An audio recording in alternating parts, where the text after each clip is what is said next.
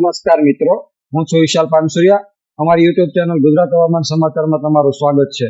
મિત્રો, આજે આપણે રાજ્યમાં 14 થી 20 તારીખ સુધી કેવું હવામાન રહેશે તેના વિશે વાત કરવાની છે.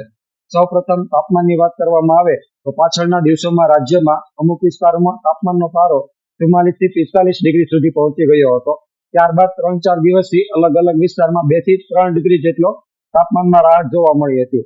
હવે આગળના દિવસોની વાત કરવામાં આવે તો ફરીથી તાપમાનનો પારો ક્રમશઃ ઉપર ચડી બધા વિસ્તારમાં 2 થી 3 ડિગ્રીનો ફરીથી વધારો થઈ જશે અને ફરીથી અમુક વિસ્તારમાં તાપમાનનો પારો 44 થી 45 ડિગ્રી સુધી આવશે અને 15 થી 18 તારીખ દરમિયાન ઘણા વિસ્તારમાં હીટવેવનો માહોલ સર્જાશે.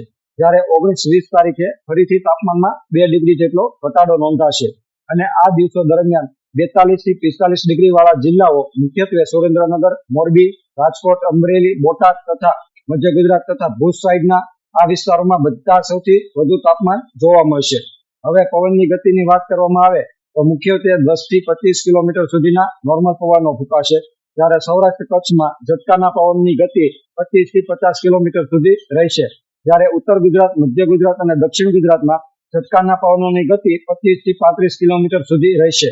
જ્યારે વાદળોની વાત કરવામાં આવે તો આગામી સપ્તાહ દરમિયાન વાદળોનો કોઈ ખાસ હલચલ જોવા મળે તેવું લાગતું નથી. ક્યારેક અમુક વિસ્તારમાં છૂટક વાદળ જોવા મળી જાય અને આગામી સપ્તાહ દરમિયાન રાજ્યમાં કોઈ પણ ખાસ માવઠાની મોટી શક્યતાઓ દેખાતી નથી.